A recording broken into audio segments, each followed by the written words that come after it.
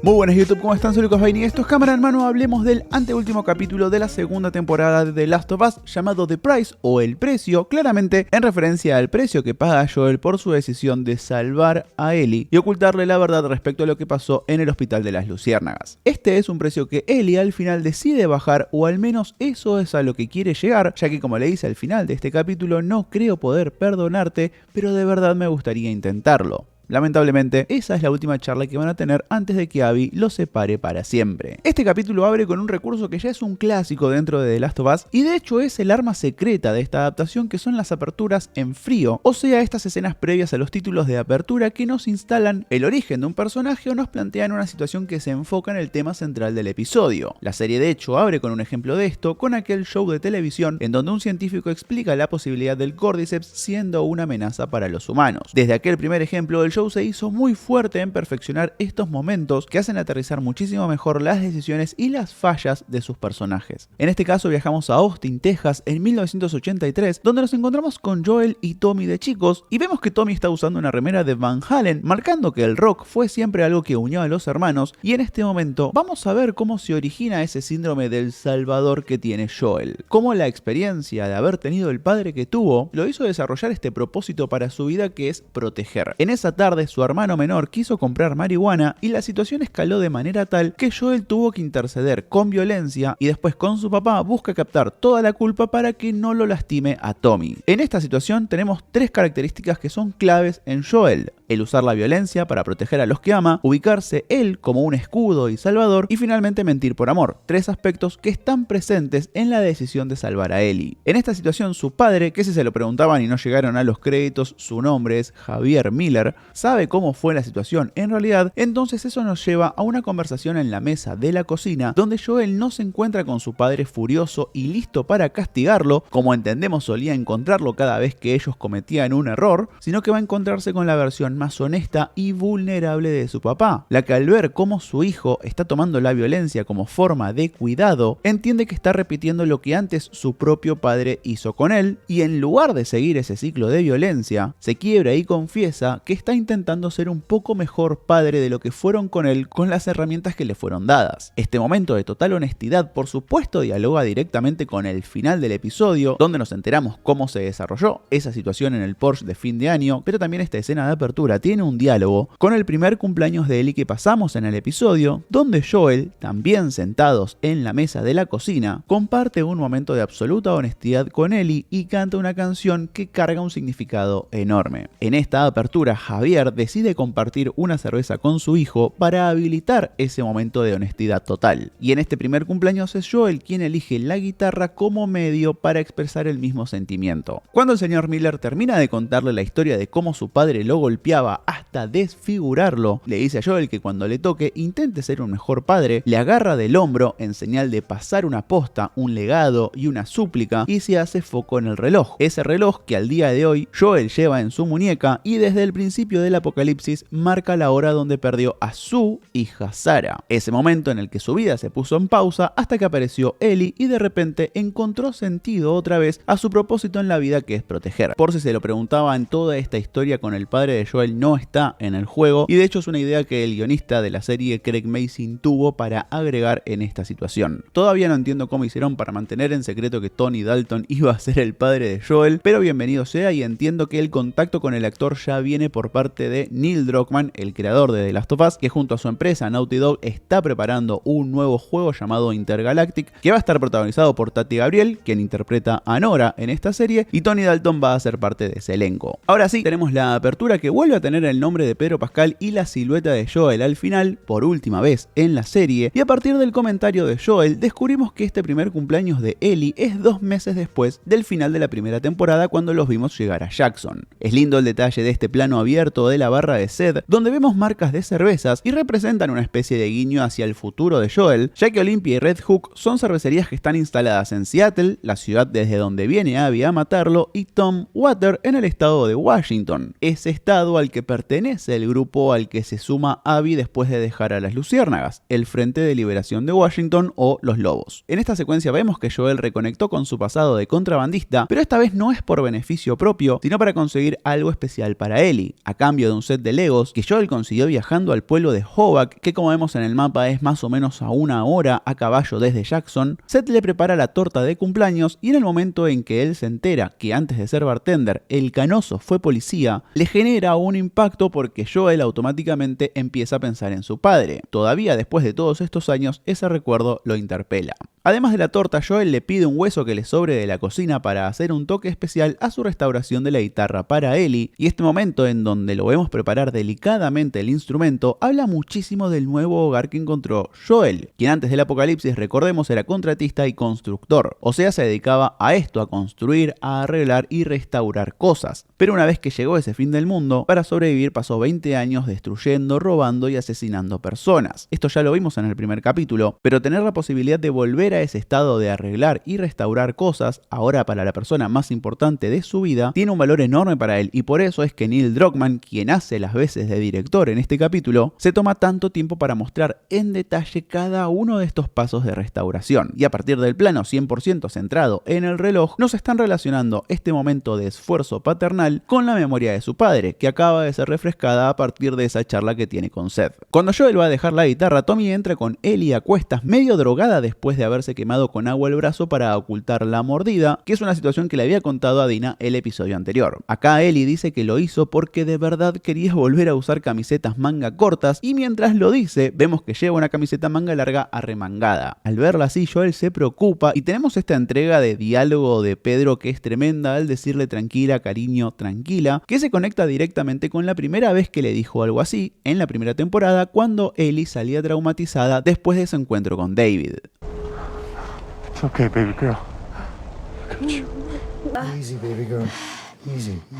En la habitación de Ellie ya encontramos ciertos guiños musicales a lo que va a ser su gusto más adelante, como el póster de Kurt Cobain en la puerta y el cassette de Eija, donde ella seguramente escucha una y otra vez la canción Take On Me, que en unos años le va a cantar a Dina. Al día siguiente, en su cumpleaños, Ellie descubre la sorpresa de Joel con la torta, y aunque Seth se equivocó y escribió Eli en lugar de Ellie, y Joel quiere que todo sea perfecto cortando correctamente la torta, la nena se abalanza sobre el postre y en este momento ambos ríen con una profunda honestidad y cariño por el otro. Acá nos dan a entender que Ellie quizás todavía tiene dentro suyo esa duda sobre lo que pasó en aquel hospital, pero ahora mismo ese sentimiento quedó enterrado bajo muchas capas de ingenuidad y cariño por su papá. Pero al fin de cuentas, lo que nos muestra este episodio, orquestado a través de saltos de tiempo, visitando distintos cumpleaños de Ellie, es que esta situación es una bomba de tiempo y cada año que pasa esa explosión está más y más cerca. Pero entonces es tiempo de la guitarra y la canción de Joel. Esto lo pueden ir a buscar en el análisis de la semana pasada, donde dije que era una lástima haber perdido este momento del juego en donde Joel encuentra en la canción Future Days de Pearl Jam una manera de expresarle a Ellie todo lo que ella significa para él, y la verdad es que es tiempo de que yo me trague esas palabras, porque haberse guardado ese momento para este episodio fue perfecto. Ya escuchamos a Ellie cantarla y conectar directamente con ese dolor de haber perdido a Joel, y ahora con este momento podemos recontextualizar esa situación y darle otro peso. La verdad es que encontré hermosa la manera en que Druckmann y Pedro Pascal decidieron hacerle frente a esta escena, porque no se trata de una interpretación de la canción, sino que es una manera que encuentra Joel de expresar un sentimiento. No se trata de cantarla bien, por eso muchas veces la está recitando simplemente la letra, sino que se trata de encontrar en esa letra una forma de decirle cosas a Ellie que de otra manera no puede. Y esta situación de mostrarse vulnerable y honesto con Ellie es muy importante, porque en este capítulo contrastamos esa situación con el momento en que Ellie se siente traicionada por Joel una vez que se da cuenta que le miente y fue completamente deshonesto. Por supuesto que la canción Future Days, que la banda Pearl Jam lanzó en 2013, no debería existir en este mundo donde todo se fue al tacho en 2003, pero es una licencia creativa que tanto Druckmann como Mason decidieron tomarse justamente por la importancia de esta canción para la relación de Ellie y Joel, algo que está presente en el juego, y de hecho esa canción está en el material original por una conexión muy personal que Neil Druckmann tiene con Pearl Jam y con este tema en particular, ya que es la canción que según él le cantaba a su hija cuando era un bebé. Y en este momento de Joel Joel cantándole a Ellie encontramos el instante más feliz y también más íntimo entre ambos. Desde la puesta en escena se los retrata con una luz totalmente armoniosa entrando por la ventana, con el sol bañándolos a ambos. Esa misma luz que va a estar presente en el momento en que Ellie se quede oliendo la chaqueta de Joel una vez que él ya no está. Y si bien toda esta escena es una versión de lo que vemos en el juego, el contexto es completamente original para el show, pero al saltar un año, llegamos a lo que puede ser uno de los momentos más valorados por los jugadores del juego, que es el recuerdo de Joel llevando a Ellie al museo por su cumpleaños. Esta situación abre de una manera muy similar a la del juego e incluso se usan algunas líneas de diálogo.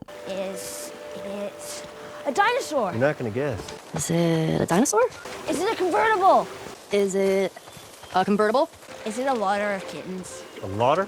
You mean a litter? Is it a lot of kittens? You mean a litter? En este camino hacia la sorpresa tenemos este plano que conecta con la primera vez que Joel deja de ver a Ellie como una carga y empieza a verla como una persona, y a continuación vemos cómo intenta conectarse con el lado sentimental de Ellie preguntándole por Jessie. A pesar de lo obvio, Joel no se da cuenta de la sexualidad de Ellie, y también a pesar de que para Ellie eso nunca representó un tema o un closet, en este momento decide no compartirlo con Joel. Se lo guarda para ella, quizás inconscientemente acoplándose a ese sentimiento de desconfianza que por ahora sigue dormido. Al llegar al tiranosaurio tenemos este segmento calcado del juego donde Ellie está sorprendida y feliz de estar ahí, y uno como jugador puede elegir trepar al dinosaurio y gritar para después tirarse al agua. Con Ellie allá arriba, tenemos este plano de una sonrisa total de Joel que nos transmite lo feliz que está por lograr un momento de felicidad para Ellie y cumplir su propósito. Al llegar al museo atraviesan este túnel oscuro lleno de pequeños haces de luz que representan estrellas, y en el detrás de escena de este capítulo contaron lo difícil que fue lograr ese efecto, pero al mismo tiempo lo importante que era mantenerlo, porque también este túnel viene a representar a las luciérnagas, un elemento que va a volver a poner esa vieja duda en el cerebro de Ellie, como vamos a ver más adelante en esta escena, y es una adaptación de lo que pasa en el juego, donde después de este recorrido hermoso, Ellie encuentra una pintada en la pared con el lema de las luciérnagas y vuelve a pensar en esa incógnita. En el juego, antes de pasar a la parte del espacio, tenés un momento donde explorás distintos fósiles de dinosaurio y podés elegir ponerle ese sombrero que lleva a Ellie a cada uno, con Ellie hacia el final poniéndole el sombrero a Joel en un gesto de ternura entre ambos. Lamentablemente en la serie no pudimos ver todo ese segmento, pero lo más triste es que, según comentó Heli Gross, la co-guionista de este episodio y también co-guionista del juego, el set con los dinosaurios estaba construido y había versiones del capítulo que incluían este segmento, pero lo tuvieron que cortar por temas de tiempo. Para mí una decisión equivocada, porque ese momento es hermoso y además en capítulos anteriores ya nos lo habían adelantado con ese sombrero presente en la habitación de Ellie. Pero Ellie entonces llega a esta exposición del espacio, y hablando de este tema, el hecho de que Ellie sea fanática del espacio y la historia de los viajes espaciales tiene su origen en la actriz que le dio vida en los videojuegos, Ashley Johnson. Cuando Neil Druckmann y su equipo la eligieron a ella y al actor Troy Baker para interpretar a Joel y Ellie, les preguntó cuáles eran sus sueños de chicos, y Ashley contestó que ser astronauta, mientras que Troy dijo ser cantante. Por eso es que Ellie es fanática del espacio y Joel toca la guitarra. Entonces Ellie llega a la cápsula con Joel específicamente explicando que es la del Apolo 15 de 1971, demostrándole que se interesó por ese tema que a ella tanto le gusta. Este es otro momento de alegría absoluta para ambos y sobre todo íntimo entre ellos. Por eso es que los vuelve a inundar esta luz cálida del sol, como en el momento de la canción, como en el momento en donde Ellie todavía quiere aferrarse al recuerdo de Joel, y también como el momento del Porsche al final de este capítulo, que es de una tristeza enorme, pero también de una total intimidad entre ambos, y que termina justamente en una nota esperanzadora para ambos, porque a partir de ahí podrían empezar a reconstruir su relación. Antes de meterse, Joel le dice a Ellie que va a necesitar un casco, y para agarrarlo tiene que romper los vidrios con una piedra, que es algo que haces repetidamente en el juego, y a partir de acá toda la situación es una recreación plano a plano de la cinemática del videojuego. Happy birthday, kiddo. Happy birthday, kiddo. What's this? This is something that took a mighty effort to find. What is this? This is a thing that took a mighty effort to find. Close your eyes. It'll be worth it. Close your eyes.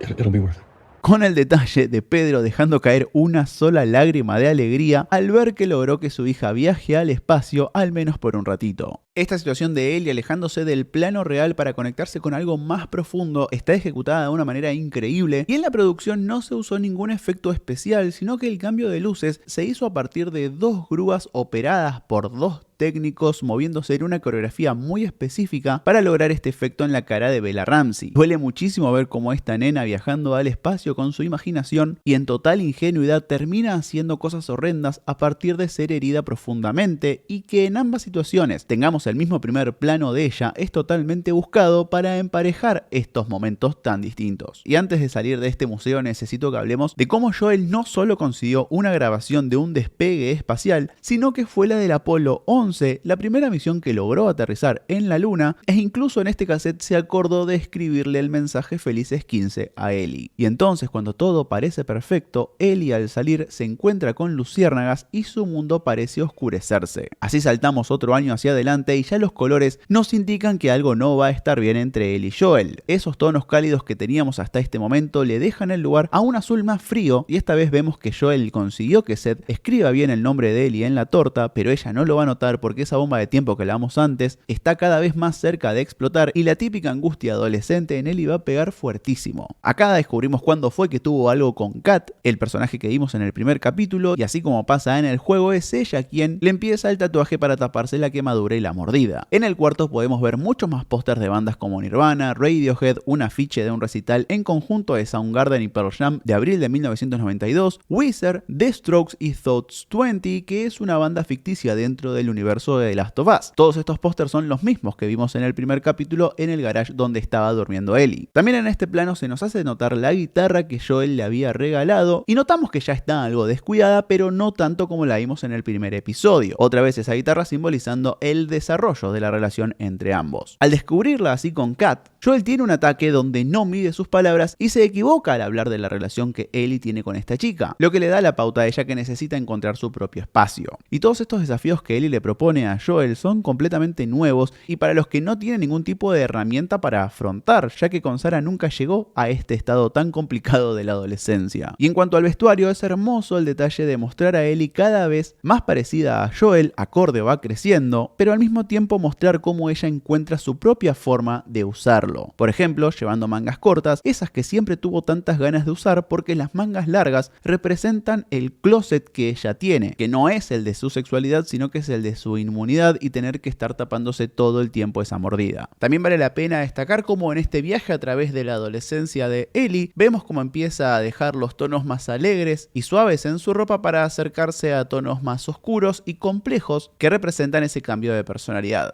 Después de este encontronazo, Ellie quiere mudarse al garage en medio de la lluvia, pero Joel la detiene y esto lleva a una confrontación nueva donde él dice que aunque no le gusten las reglas, esta es su casa y Ellie le tira una daga que va a doler, asegurándole que nada de todo esto le pertenece. Esta no es su casa, se la dieron, y en esa frase también está diciendo que ella no es su hija, es una persona que le dieron. En tono a la complicada relación que ambos tienen, los dos tratan de desescalar las cosas y Joel pregunta sobre la polilla y por qué Ellie está tan obsesionada con ese símbolo. La chica le admite que estuvo soñando mucho con este elemento y su significado le atrae. En un exceso de confianza, Joel cree entender que esta polilla significa cambio y el paso de una etapa a otra en la vida, lo cual en su mente cuadra con lo que está viendo de su hija. Pero al día siguiente, cuando le pregunte a Gale el significado de la polilla, la respuesta de la psicóloga no va a ser la mejor, ya que según ella, la polilla en los sueños significa la muerte. Esta explicación recontextualiza muchos de los dibujos que hace Ellie con este elemento y su relación con el símbolo, entre otras cosas teniéndolo tatuado encima de esa marca que le recuerda todos los días que ella es inmune ante esta infección que le arrancó a Riley y también asesinó a tantos seres queridos de personas que ella estima. Esa culpa de sobreviviente que la acompaña hace años encuentra un emblema para ser representada y se nota en este dibujo donde tenemos la frase "tenés un rol más grande que cumplir", rodeada justamente de polillas. Cuando Joel encuentra a Gale, la psicóloga está leyendo un libro y se trata de Earth Abides o La Tierra Permanece de George Stewart, el cual es una de las grandes influencias que tuvo Neil Druckmann a la hora de crear The Last of Us. La historia de ese libro sigue a Ish, un joven que sobrevive a una plaga que aniquila la mayor parte de la humanidad, y al regresar a la civilización, él encuentra un mundo casi vacío donde la naturaleza comienza a reclamar las ciudades. Al pasar los años, este protagonista observa cómo los pocos sobrevivientes forman una pequeña comunidad y cómo el conocimiento, la tecnología y la cultura humana se van desvaneciendo lentamente, con lo que termina entendiendo que la humanidad cambió para siempre siempre y en realidad esta infección no representa el fin del mundo, sino que representa el fin de la raza humana. Este libro tiene descripciones que son muy similares a lo que se muestra de la naturaleza tomando ciudades como Boston o Seattle, e incluso el nombre de su protagonista,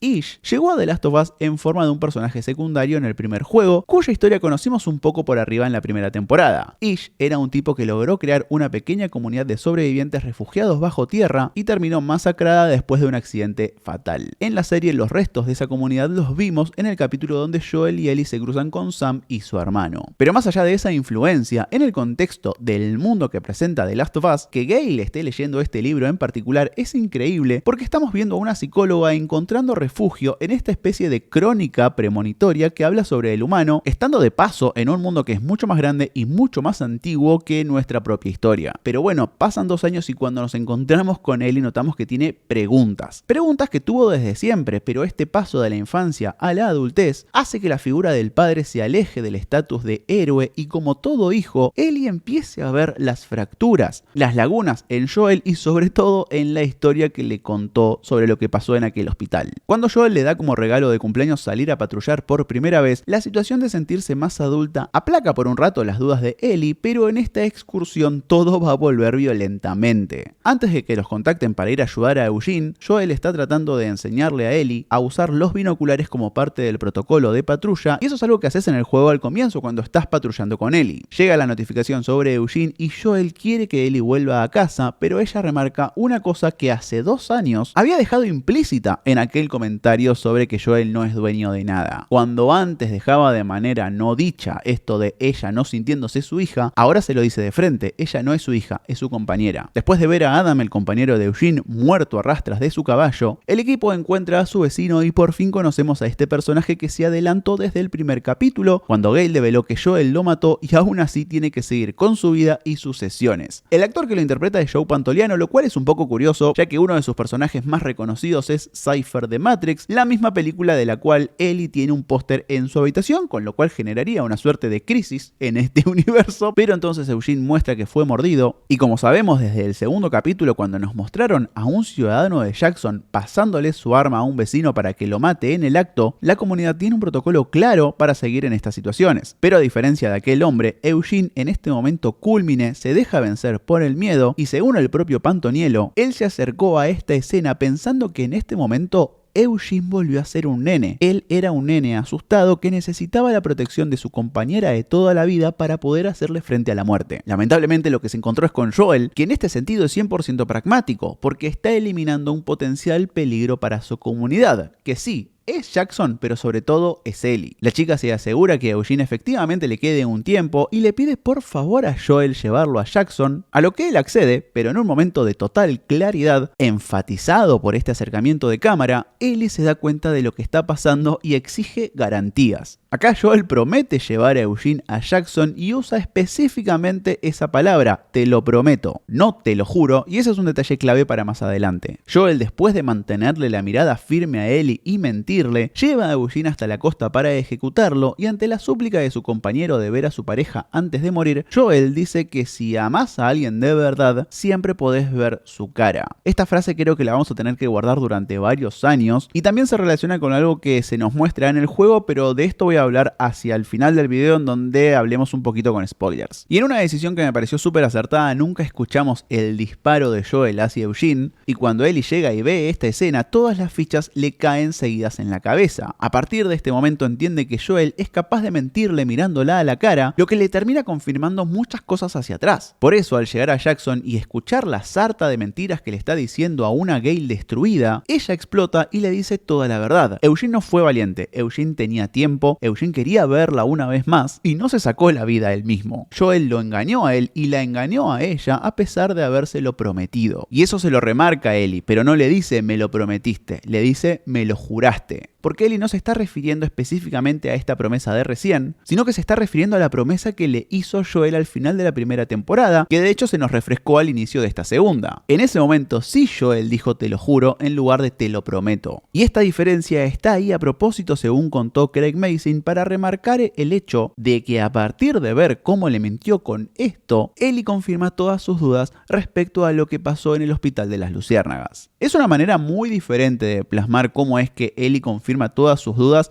respecto a lo que pasa en el juego, donde ella en un momento abandona a Jackson sin avisar y vuelve al hospital, donde encuentra una grabación en la cual las luciérnagas hablan sobre la posibilidad de la cura a partir de la sangre de Ellie. Según contó Druckmann en el podcast oficial, en esta versión de la historia que busca estar todavía más aferrada a la realidad, no podían seguir con esa misma mecánica porque se sentía poco probable y factible, entonces encontraron en desarrollar esta situación de Eugene un catalizador para despertar en Ellie esa necesidad de confrontar a Joel con la verdad. En este punto bajo nos encontramos cuando viajamos 9 meses hacia el año nuevo con el que abrió la temporada y tenemos el punto de vista de Joel del encontronazo que Dina y Ellie tuvieron con Seth, pero antes de eso no es para nada menor el hecho de que vemos a Joel junto a su familia, María, Tommy y su sobrino. La escuchamos a María asegurándole que más allá de Ellie, él tiene una comunidad y son ellos. También es hermoso ver cómo el propio Tommy, quien tuvo el mismo padre que Joel, logró cortar el ciclo de violencia y tiene una relación hermosa con su hijo, cuidándolo y priorizándolo incluso en este momento donde se pierde el brindis de Año Nuevo. Al escuchar a Seth insultar a Ellie por su sexualidad, Joel vuelve a ponerse en modo salvador, lo que provoca la furia de su hija, y eso nos deposita en la continuación de ese momento del Porsche, el cual durante el primer capítulo parecía que terminaba con Ellie yéndose sin saludar a Joel. Y esta escena, chicos, por favor, qué manera de actuar estas dos personas, qué manera de mostrar una química que no se puede crear de la nada. ¿Está o no está? Esta es una escena que en el juego aparece recién al final, es lo último que vemos de la historia, y nos confirma que antes de morir Joel supo que él intentaría perdonarlo. Según Druckmann, decidieron adelantar este momento hacia casi el cierre de la segunda temporada, justamente para no dejar a la audiencia esperando tantos años o tanto tiempo entre una temporada y la otra para descubrir esta suerte de revelación. Dentro de las pequeñas grandes diferencias que hay entre esta versión y la del juego, encontramos el hecho de que Ellie no tiene evidencias concretas de lo que pasó en ese hospital, pero sí sabe 100% que Joel le está mintiendo, y es a lo que apunta la escena, es Ellie obligándolo a Joel a ser honesto y vulnerable con ella. Y la otra gran diferencia es esa frase que conecta este momento con el principio del episodio, cuando Joel dice: lo que hice lo hice por amor, y es un amor que nunca vas a entender hasta que no tengas un hijo, y habla de eso, de ese amor que es inherentemente desigual entre un padre o una madre y un hijo. También a partir de esta frase es que de repente cobra otro significado y otro valor el momento en que Ellie se entera que Dina está embarazada y reacciona diciendo: voy a ser papá. Ahora Ellie tiene la posibilidad de entender cuál es ese amor al que se refería Joel, y también tiene el desafío de ser mejor madre o ser mejor padre de lo que fue Joel. Y pegadito a esa frase, en esta escena también se nos confirma que para Joel la situación de salvar a Ellie y rescatarla de ese hospital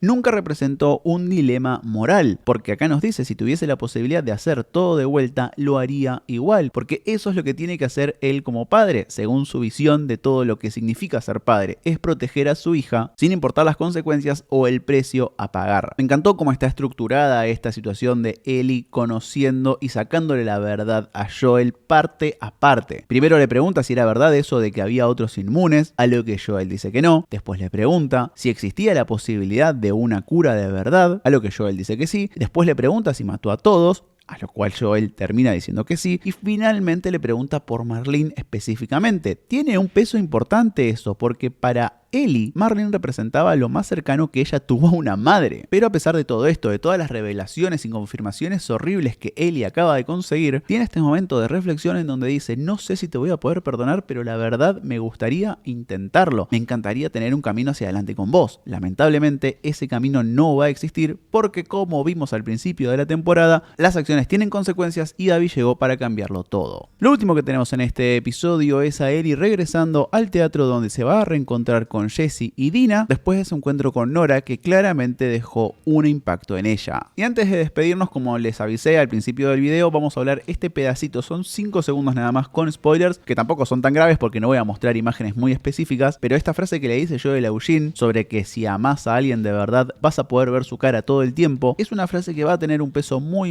importante en el momento culmine definitivo de esta historia, en donde Ellie va a recordar específicamente este momento del Porsche, y también esto de que recordar la cara de esa persona que amás todo el tiempo se relaciona con algo que nos muestra el juego y son las anotaciones en su diario que hace Ellie. Cuando dibuja a Joel, una vez que lo pierde, no puede recordar su mirada, entonces todos sus dibujos son con sus ojos tachados. Así terminamos, amigos, este análisis, quizás uno de los mejores capítulos de la serie hasta ahora, el más triste probablemente, y solo nos queda un episodio por delante. La verdad estoy un poco inseguro sobre cómo van a meter tantas cosas en un solo capítulo, si el momento en donde creo que va a terminar la temporada es efectivamente donde va a terminar. Gracias por llegar a esta parte del video, no se olviden del like, me ayudan mucho a llegar a más personas, y si todavía no te suscribiste, hacelo, estamos muy cerca de los 500.000 suscriptores, nos quedan 15.000 personas y más o menos la mitad de las personas que ven estos videos no están suscritas, así que si sos una de esas, por favor, apretá el botón de suscribirte y comentame acá abajo, así te puedo dar la bienvenida al canal. Sin más, nos vemos en el próximo si vos querés. Chau.